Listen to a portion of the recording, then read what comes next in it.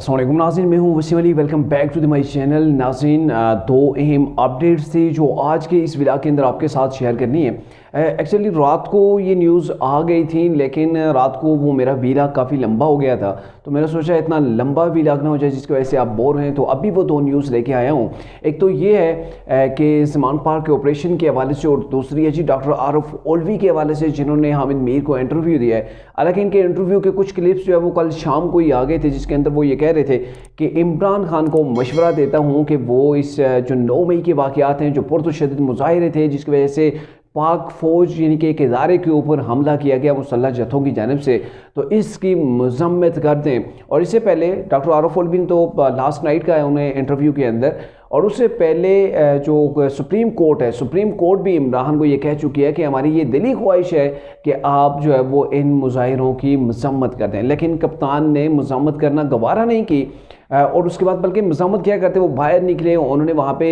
ये कह दिया कि अगर दोबारा मुझे अरेस्ट किया गया तो वही सिचुएशन पहले वाली दोबारा से क्रिएट हो जाएगी। तो एक तरह से उन्होंने धमकी दी, यानी कि पहले जो कुछ हुआ जल्दी रिलीज़ किया गया उसके ऊपर इमरान खान को, और फिर इमरान खान ने समझा कि शायद मैं ही वन मैन पावर हूँ, और ऐसे ही अगर मैं धमकाता रहा, डराता रहा, तो शायद मेरे लिए आसानी हो जाए, मुझे कोई गिरफ्तार नहीं करेगा। तो इमरान खान ने जैसे ही रिहाई पाई, फौरी तौर पर एक और जो है वो धमकी दे दी। लेकिन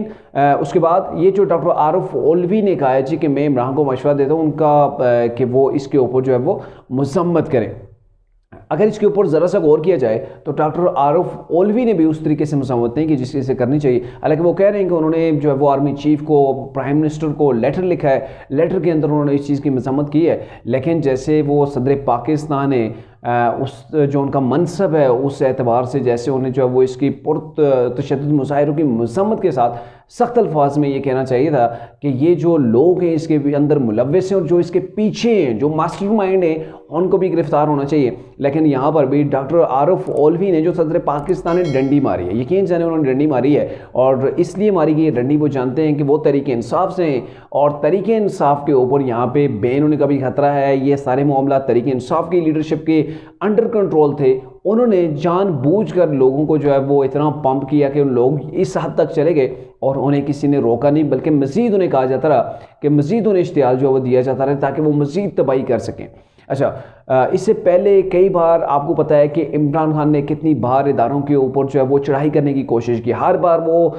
कभी वो गद्दार बोले, कभी उन्हें चौकीदार बोला कि आर्मी चीफ को, और ये कभी कहा गया कि ये मीर जाफ़र मीर सादक हैं। तो सदर पाकिस्तानी के डॉक्टर आरफ ओल्वी की ज़बान को मेरे ख्याल में वो ताले लग गए थे। कभी भी उन्होंने एक बार भी मीडिया के ऊपर आके इसके जो स्टेटमेंट थी या इमरान का जो बयानिया बना रहे थे उसकी मसम्मत नहीं की। ना ही ये कहा कि ये जो चीज़ें कही जा रही हैं पाकिस्तान के हक़ के अंदर भी बेहतर नहीं है, ना ही आर्मी चीफ के हक़ के अंदर बेहतर है। वो एक ही चीज़ के पीछे लगे रहे कि इमरान खान और आर्मी चीफ की मुलाकात कराई जाए, और इस हवाले से वो कामयाब भी रहे। उन्होंने 1-2 मुलाकातें भी करवाई थी कंवर जावेद बाजवा और इमरान खान की, लेकिन उनकी मुसलसल सिर्फ यही कोशिश थी, ये नहीं कोशिश थी कि आप इदारे को क्यों टारगेट कर रहे हैं, ऐसे में पाकिस्तान का नुकसान हो रहा है, आप इदारे के अंदर डिवीजन की कोशिशें कर रहे हैं, मुख्तलिफ कोशिशें। उन्होंने की एक कोशिश थी जिसकी वजह से शहबाज गिल भी उन्हें जो है वो जेल के अंदर जाना पड़ा था।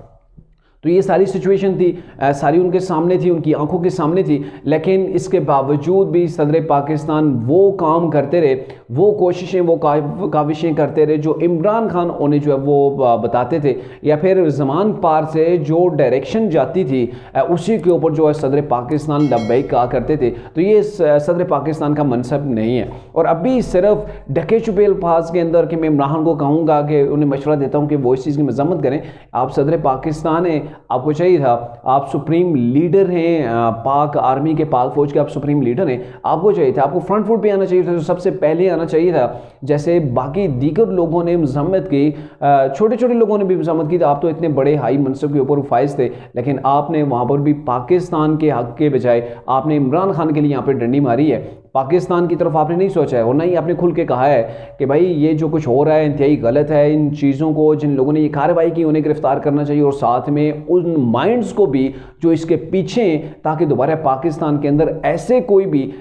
खुल्लम खुली जो वो दहशत गर्दी ना करे। इसकी हम भरपूर मज़म्मत करते हैं और कभी इस चीज़ की इजाज़त नहीं देते। आपने ये बयान डॉक्टर आरफ ओल्वी की ज़बान से नहीं सुनेंगे। तो ये वो तरीके इंसाफ का वो ड्यूल फेस है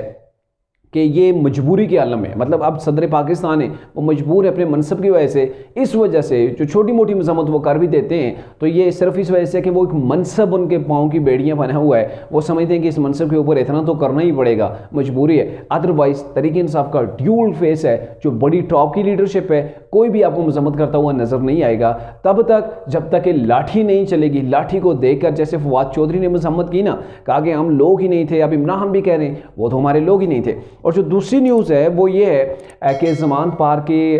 24 आवर्स तो गुजर चुके हैं, वो गुज़श्ता रोज़ 2 बजे दिन की उन्होंने अल्टीमेटम दिया हुआ था, लेकिन अभी ये सुबह की जो न्यूज़ हैं रात को इस चीज़ के हवाले से डिसाइड कर लिया गया था कि आज दिन जुम्मे के बाद इमरान के घर के साथ जो है वो उनके वारंट लेके जाएंगे, डेलीगेशन जाएगा। ये तरीके जो नई जो कैबिनेट बनी हुई है वो पंजाब की जो निगरान सेटअप है उनके अंदर ये सारी चीज़ के ऊपर जो है वो सेंसस पाया जाता है। उन सब ने मुशावरत कर ली है, इदारों के साथ, सिक्योरिटी इदारों, पुलिस वगैरह के साथ बैठ कर इस चीज़ का डिस्कस कर लिया है। और आज आमिर मीर जो कि वज़ीर इत्तलात पंजाब गवर्नमेंट ने, उन्होंने इस चीज़ का ऐलान किया है कि हम डेलीगेशन लेके जाएंगे इमरान के पास, क्योंकि इमरान खान ने खुद ही ऑफर की थी कि आप हमारे पास सर्च वारंट लेके आए, मैं पूरे घर की आपको तलाशी दूंगा।